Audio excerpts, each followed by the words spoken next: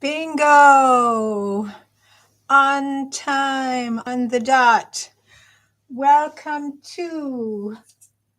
Still always have to make little adjustments so we don't get the light bursting into the image. It's cluttered enough, right? The image is full of my house, my living room here. Okay, you are in Real Humans, Great Souls podcast. And I am yours truly, Professor Johanna Sophia of Johanna's Raw Foods and Coaching and of the Rawsome Life Global project, rawsomelifeglobal.com. And tonight's topic is something that has always kind of irked me and driven me to think about it and to analyze and to come to conclusions that nobody is talking about. And that is the big vitamin D discussion. And the big, what is it? Why are we having this vitamin D discussion? Why is it allowed or not allowed, or promoted or not promoted, or what can it do? What does it do? Is it even real? So I'm going to look a little bit into the history of the discovery, if you will, of the naming of vitamins and all together, and then what makes vitamin D so different, or is it even different? How is it different?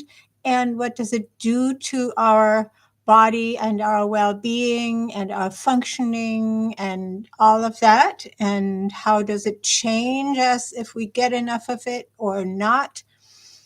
Obviously, there are lots of medical discussions, but this is maybe a philosophical discussion, but of course, I like to look at biology and how it works. And if you've been following me, you know that I think we have the eyes and ears and brains to analyze what we see out there, what we can observe out there in nature and in here in this body, and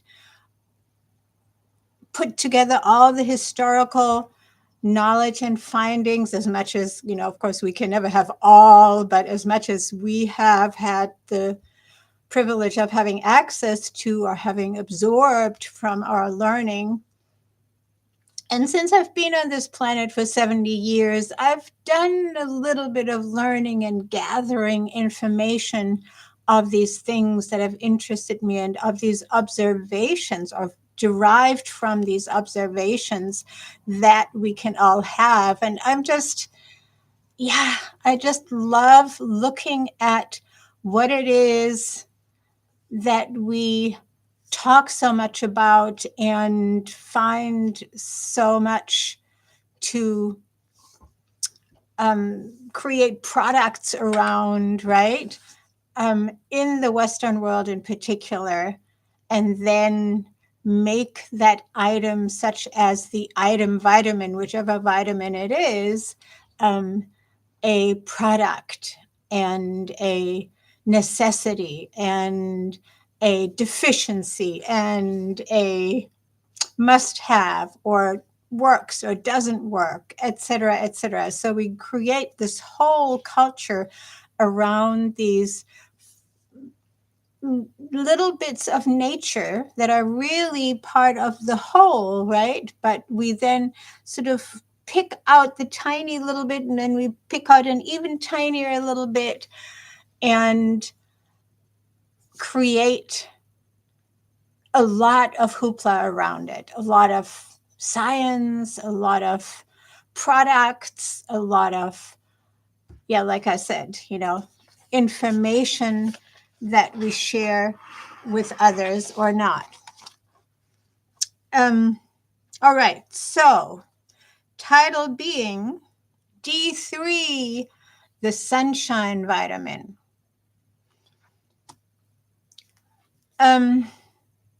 Where does the idea of vitamins come from?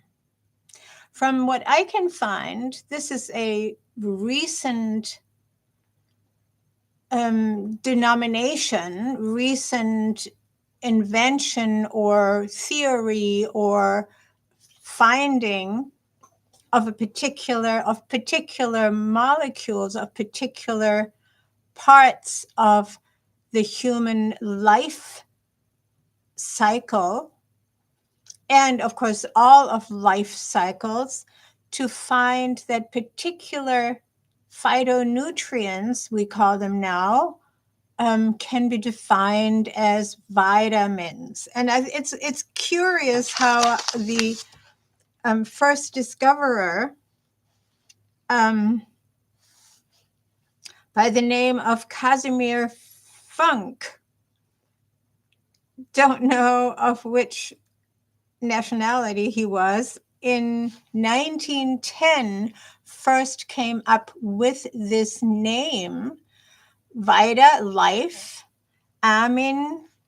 What was Amin? I would imagine that it's. Let me find that again. I need to find that. What was that? Vita, Amin.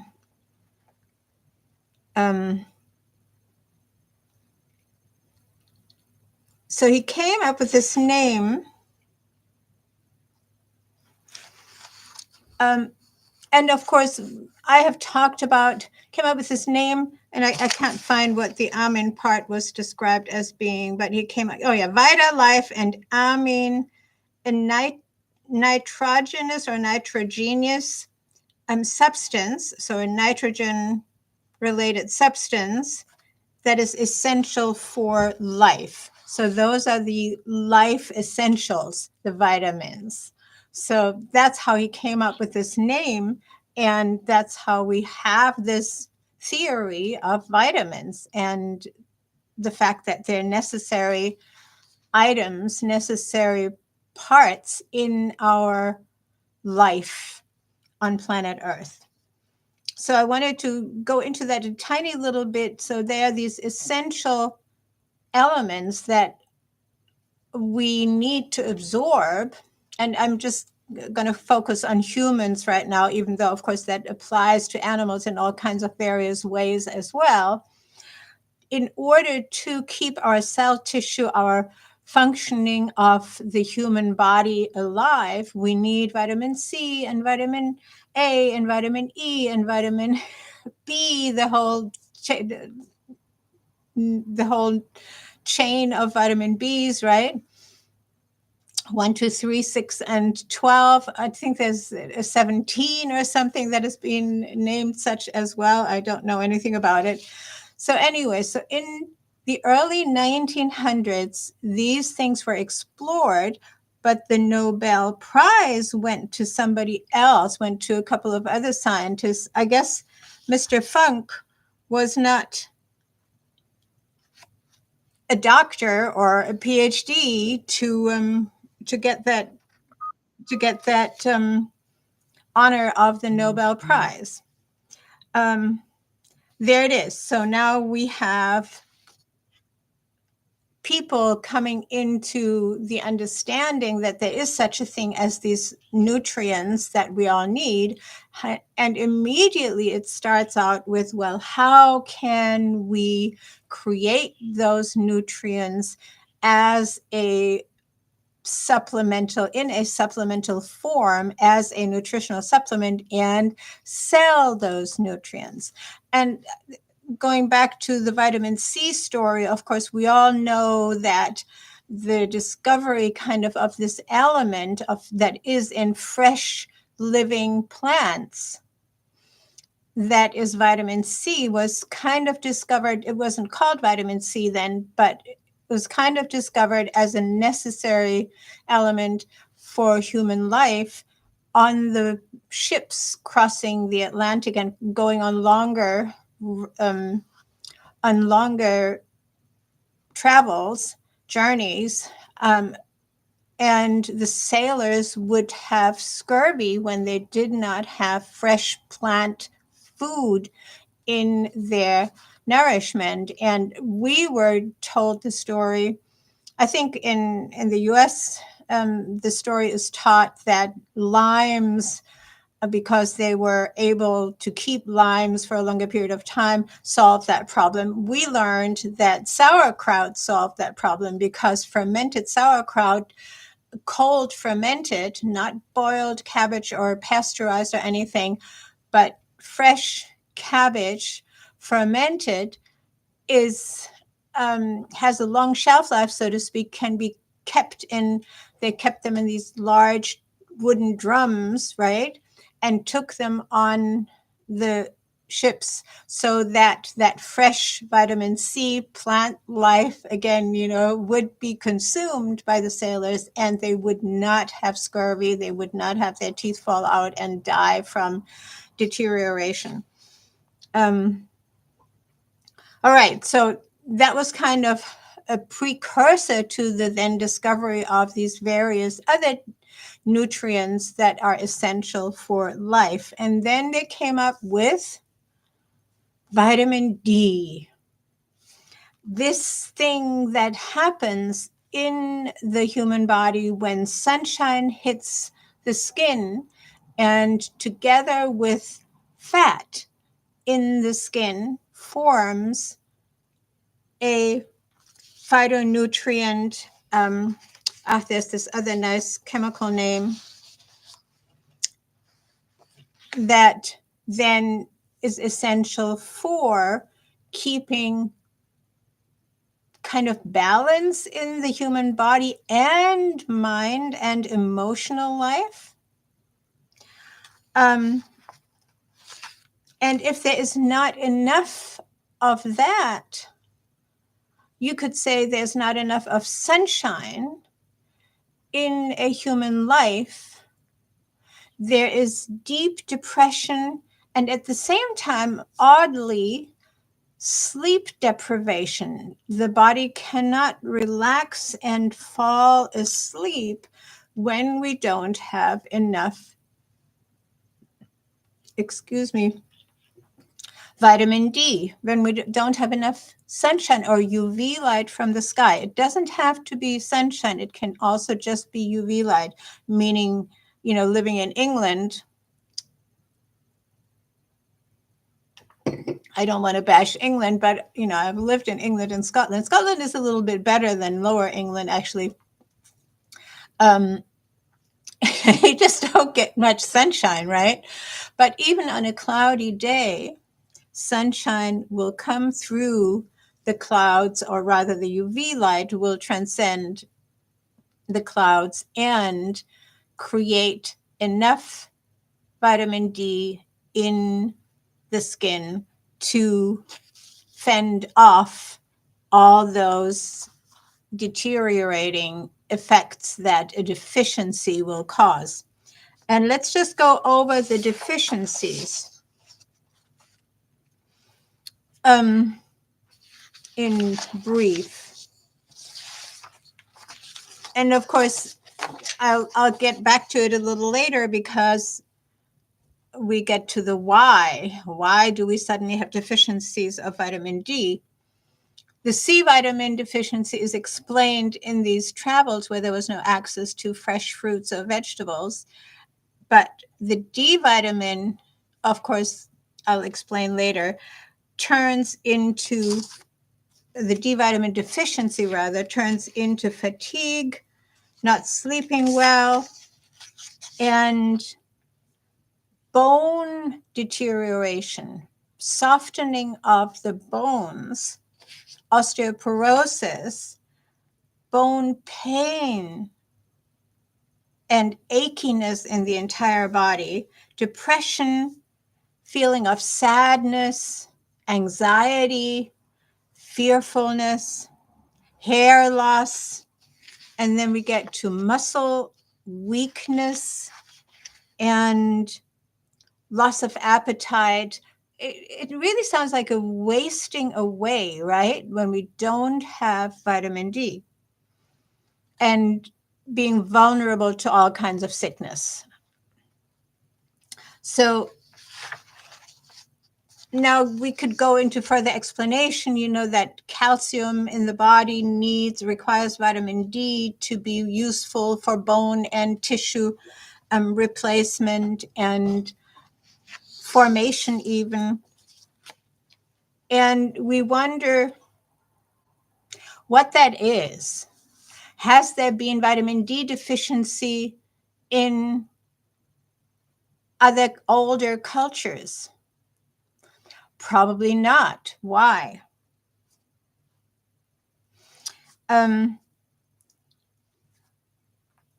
Because prior to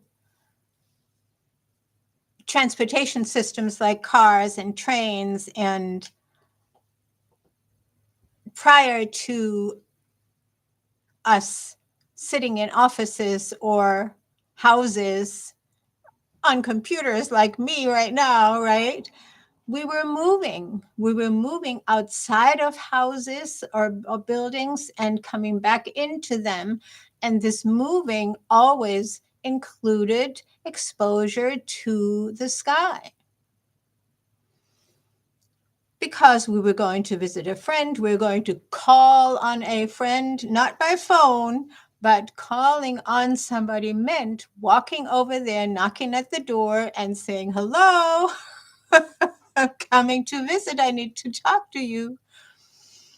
And that, of course, goes worldwide, humanity-wide.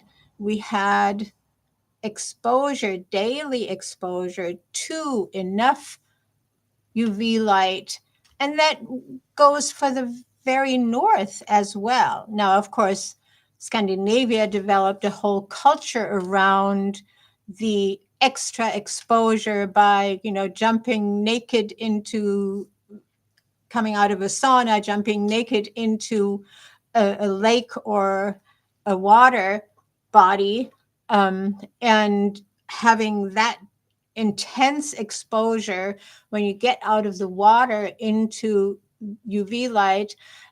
You're washed off and you're particularly well prepositioned to absorb the sunlight.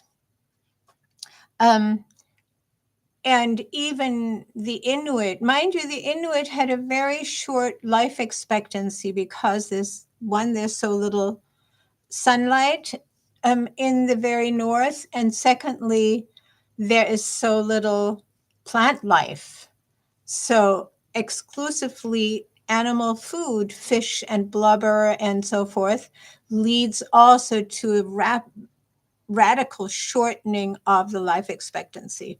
I was quite shocked when I learned that decades ago, looking into the life expectancy of humans prior to westernization of the planet, if you will, right? Or Europeanization, if you will, of the entire planet in terms of our lifestyle, etc., and our medical systems, etc.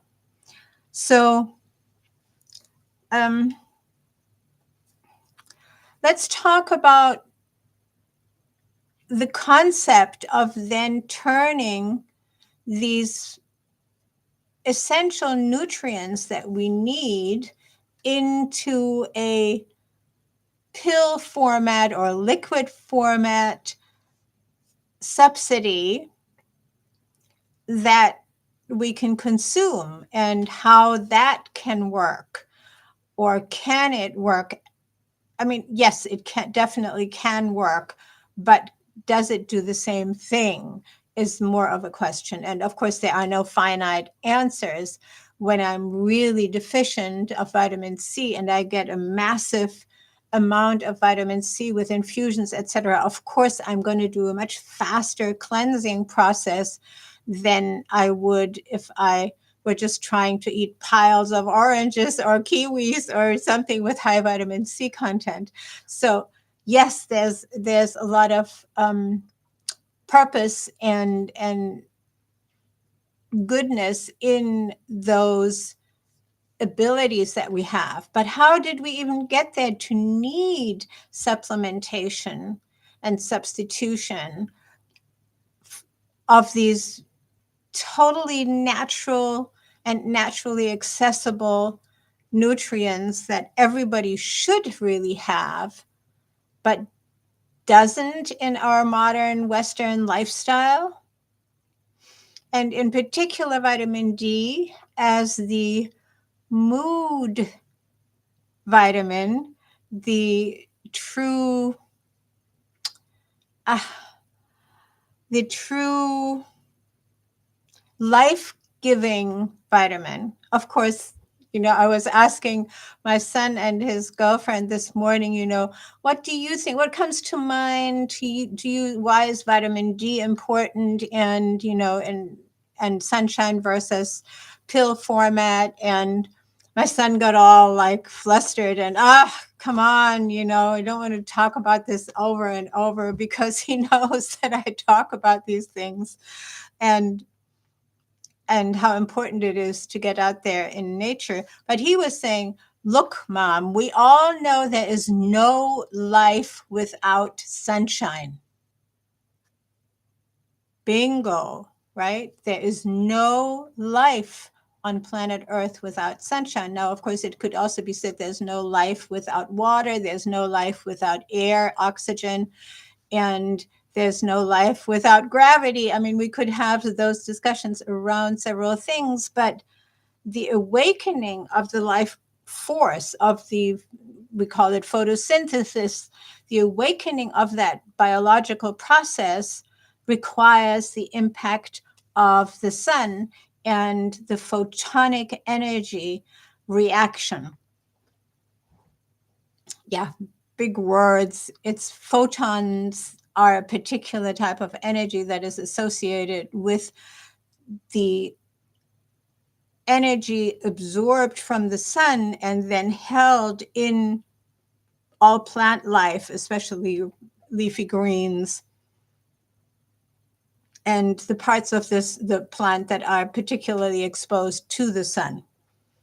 So that energy is called photons, or is measured in photons, photonic energy. All right, so now, what happens? How is vitamin D created in our skin? And why are we deficient today? So first, as far as I understand, and of course, again, I'm not a medical or biological scientist. I'm just a thinking human being. And disclaimer, no medical advice given here, but I'm trying to relate this simple understanding when you read up in whether it's scientific papers or whether it's Google or whether it's any kind of information that you can find on how vitamin D is created. One thing becomes immediately apparent.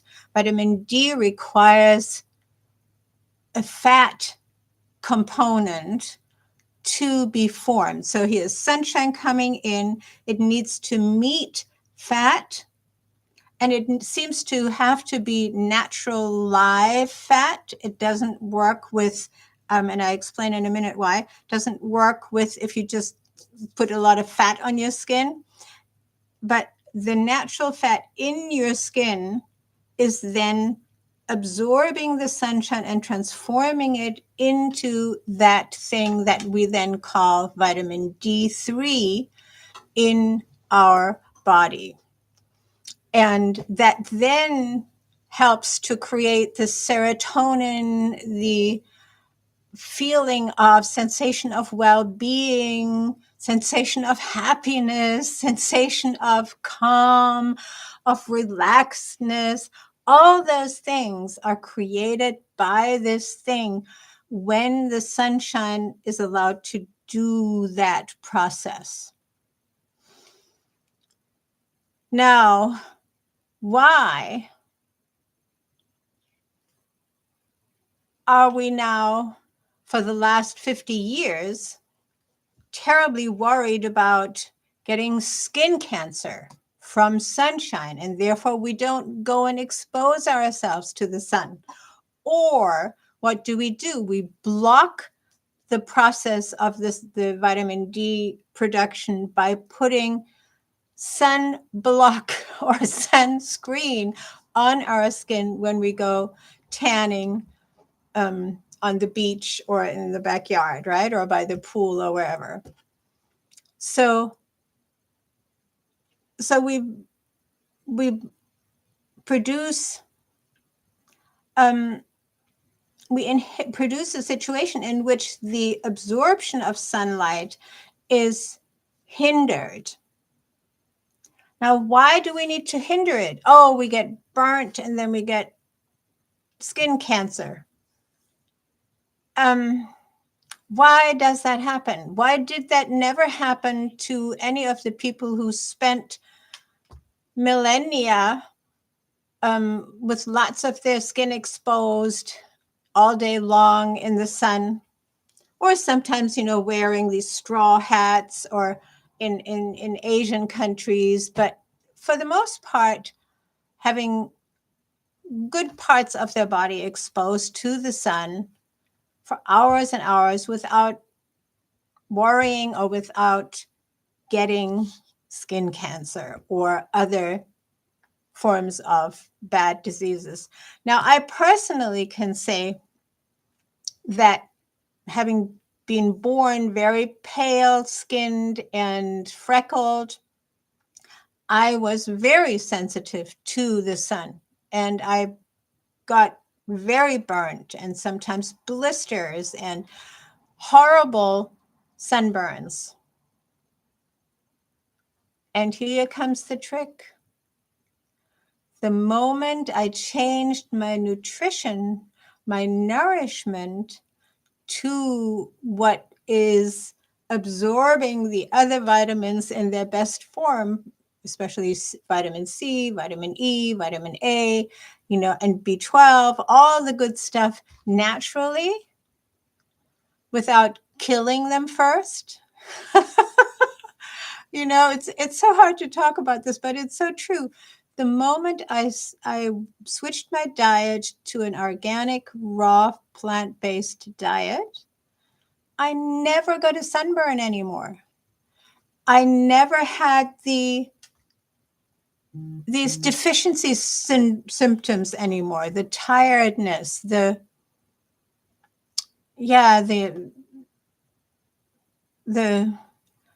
crampiness in my legs. That's the other thing. Of course, we also need magnesium in order to produce vitamin D. If we don't have enough magnesium, and magnesium again comes from leafy greens, things like raw cacao, root vegetables. I mean, all these good things that we would naturally eat if we would eat a raw food diet, or a high raw diet at least. We have plenty of magnesium, right? We have plenty of iron and calcium and all of the above. And again, vitamin D is important to use calcium that we get from leafy greens and many other plants, to use them to build strong bones. Okay, one of the most well-known, now it's not even talked about much anymore because that problem doesn't exist so much anymore, effects of lack of vitamin D in babies through the mother's milk and through their infant time, is it causes rickets. And probably many people don't even know anymore what rickets is. Rickets is when babies' legs would be bent and kind of deformed, most of the time bent like that, sometimes bent like this.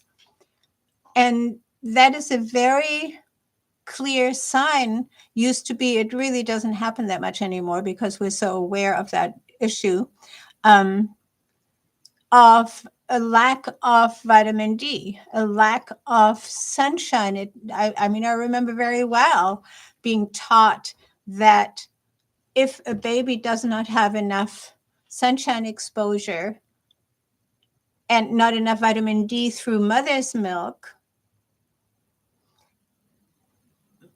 then it leads to this deformation of the bones. Again, the bones cannot form or the body cannot form the calcium that strengthens the bones if there is no vitamin D factor, if the vitamin D does not add to that composition. So nice how it always leads me back to life is a composition. Life is a symphony of things that have to play together and come together to make a healthy whole. So if sunshine is causal to life, is one of the factors that make life even possible, then of course that can be said about vitamin D as well. Vitamin D is essential to make life possible on planet Earth. And why is it so difficult to put that thing into a pill?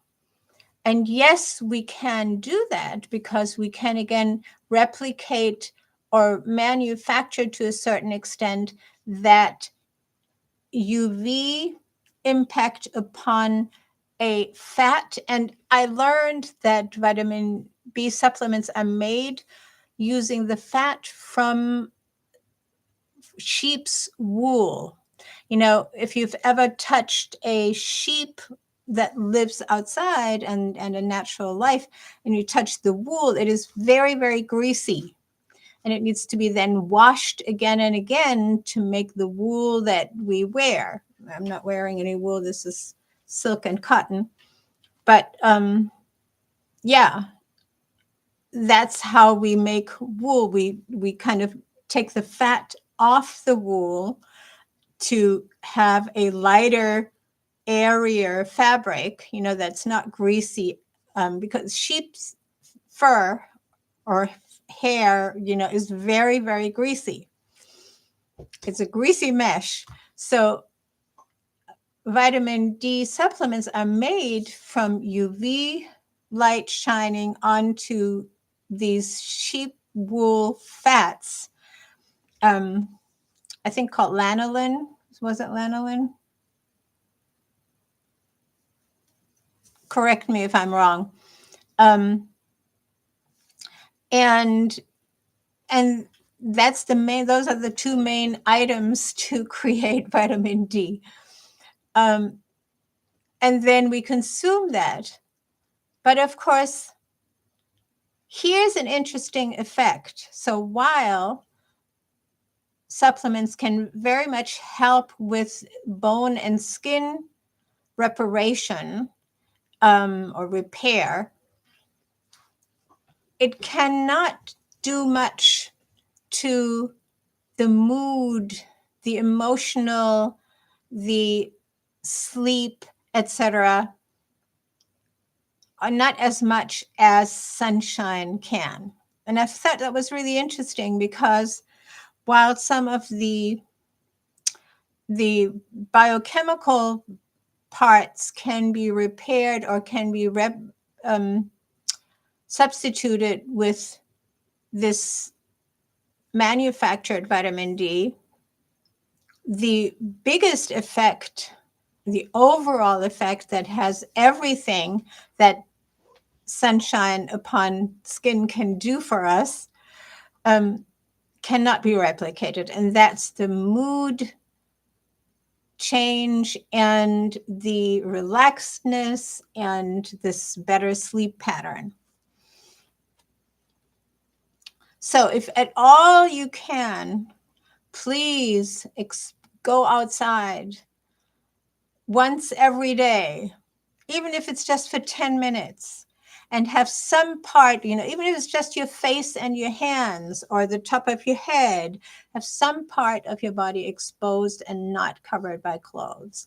I mean, there are some clothes, like I have this silk scarf that is relatively thin, you know, and because it's a natural fiber, and it's kind of almost see-through. See that? That will let UV light through so that when I wrap that around my head, I will still get some of that UV light, and keep my ears warm, which is always my thing, that my ears have to be warm. But your hands can be exposed and your face can be exposed, and that is plenty during the winter to help you get that exposure. And of course, when you're outside, there's so many other impacts. So you not only get your vitamin D production, you also get your tree energy, your earth energy. You get, you see other creatures, you get the wind, you get the extra oxygen, etc. So there's just so much benefit to getting your vitamin D production naturally being outside. And of course, there's also the good thing that you can store vitamin D for quite a while in the body. And therefore, filling up the tank in the summer months will go a long way through the winter. So get your sunshine. If you eat right, if you eat a high plant-based, high raw diet, you will not burn and you will certainly not get skin cancer. It's just simple science.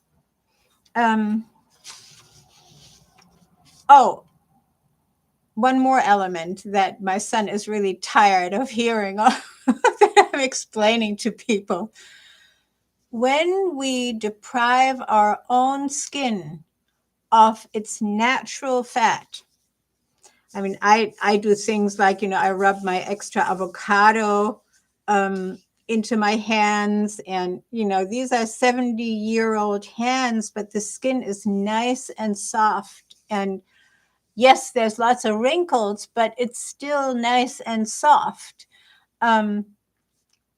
So when we, however, use modern Western means of cleaning, that means chlorinated water, fluoridated water, which are killer waters. Why? Because they're made so that they kill all bacteria, because of course we run water through pipes, and the pipes would all grow algae and stuff if we weren't putting something into the water to keep the pipes open. So it's all these odd things that we don't normally think about, right? That require that we use all these chemicals in order to have this lifestyle in houses with running water, but the water isn't always running, which would automatically keep things clean. That's how creeks and rivers keep themselves clean if we let them, right? So we add these chemicals to kill life in our immediate environment, because of course bacteria are also life, and algae and mold and so forth is also forms of life. And then we have invented these chemical soaps and chemical perfumes and chemical deodorants. And when we use all those things, and lotions, right, on our skin, we disrupt that beautiful process that I've been talking about for the last 45 minutes now. Not quite, but almost. We deprive the skin of the ability to create vitamin D. And that's what nobody is talking about. And I don't get it, because it seems so obvious to me. And please, again, argue with me. Argue with me that you see that differently. I think that it's obvious that when we disrupt that acknowledged transformation of sunshine into using fat, natural fat, into our vitamin D component as the phytonutrient that we then need to form calcium, to form serotonin to help with dopamine production and all the other bone formation, etc., things that are aided by the vitamin D production. When we disrupt that process, we therefore expose ourselves to deficiencies. And then this whole cycle starts with, the deficiency, and we also don't go outside. And we also, when we go outside, put sunscreen on and block that process even more. And bingo, we have all these deficiencies, fatigue, depression. So deep depression is always mentioned when you look at lack of vitamin D symptoms or vitamin D deficiency symptoms. So depression, sadness, like I read to you in the beginning. And, people wonder sometimes, why are you always so happy, Johanna? How can you be so positive all the time? All this bad stuff is going on in the world. And yes, it does hurt me. I feel deeply what humanity is doing to itself, really, when one part of humanity is murdering and massacring another part of humanity. Then I feel it deeply, but at the same time, I can say these are all human produced problems. This is not an earthquake or a landslide or a flood or, I don't know, a tsunami. These are human created tragedies, catastrophes. And then something in me says, well, humanity as a whole is not awake enough to realize that we all could just put a stop to it if we wouldn't go for it. So therefore, I still say I am living the example as best I can to allow my body to have the best functioning possible and to allow my brain to have the clearest view of what is happening. And it seems to me that sunshine and being outdoors regularly is a huge part of that ability to be positive and to be functioning at a level that has no inklings of losing it just because I'm old, right? None of it. In fact, sometimes I think, oh my God, I've never been this clear. I've never been this well functioning. I've never been so. I was just, doing my workout this morning and recording it and feeling that I'm in my body. I'm well, I'm strong. And allowing myself to have all these beautiful vitamins in their natural form is just an amazing experience. And I want you to realize that you can have that too.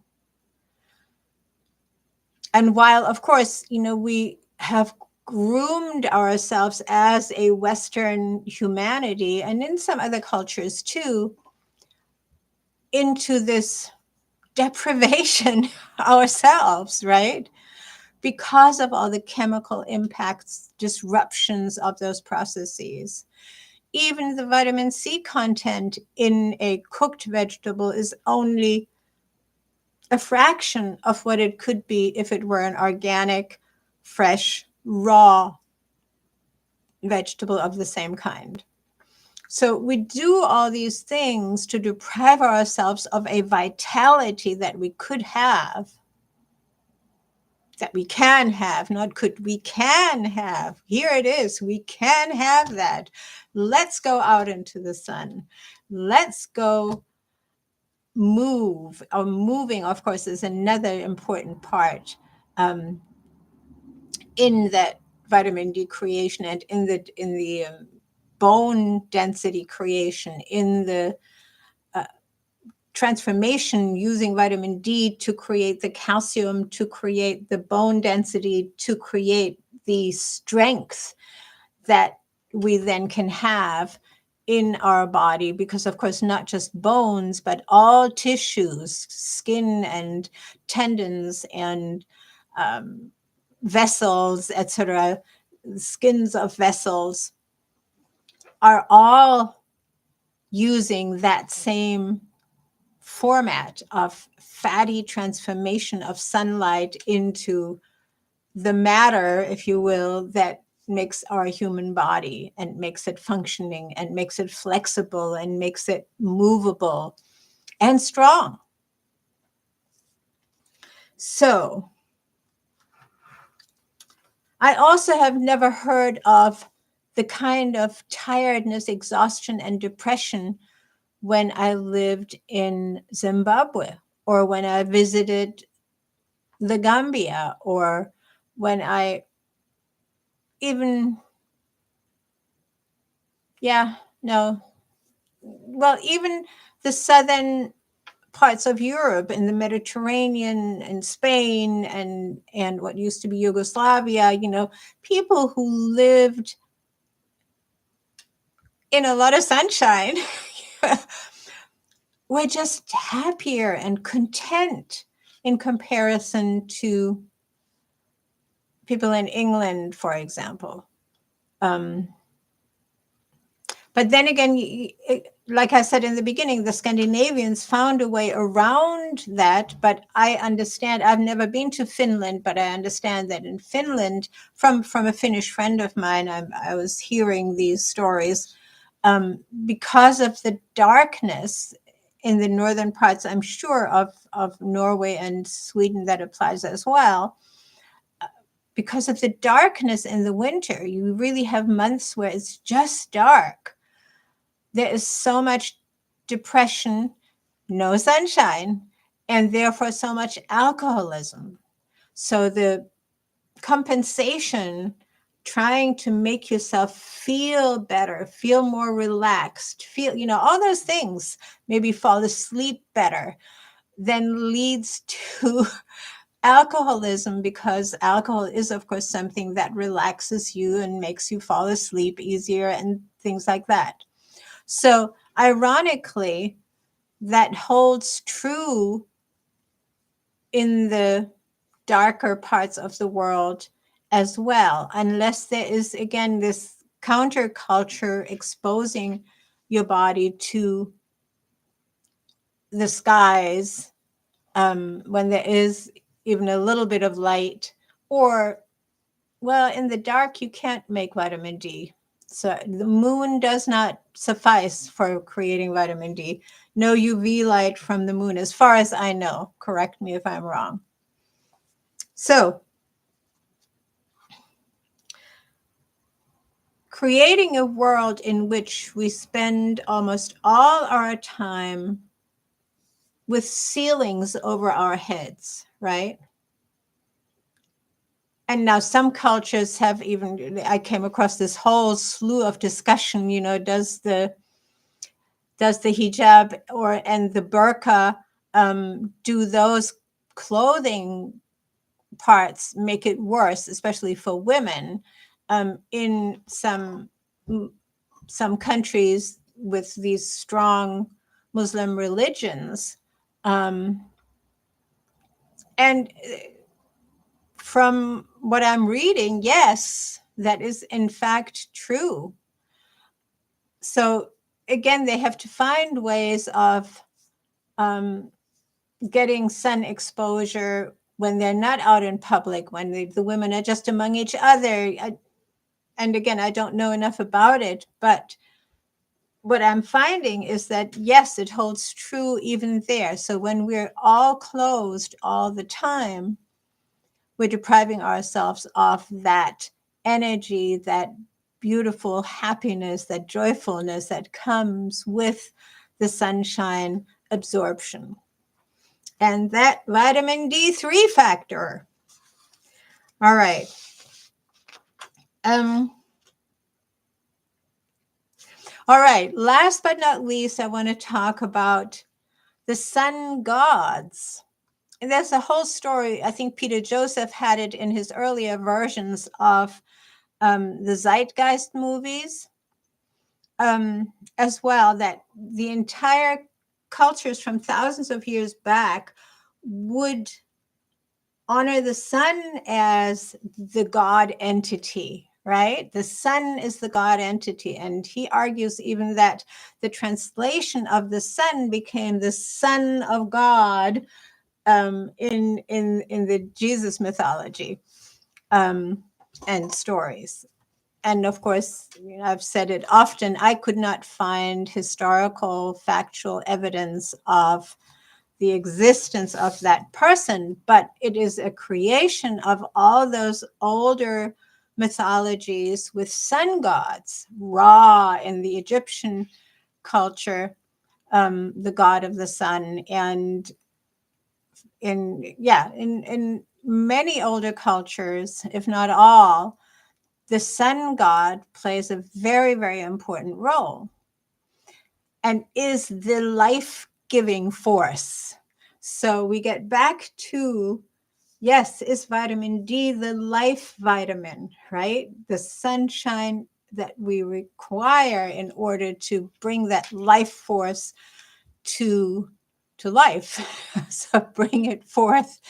And if we don't have enough, we get sluggish, we get sad, we get depressed, and of course, you know, it's never just one thing, but it can cause all those symptoms. And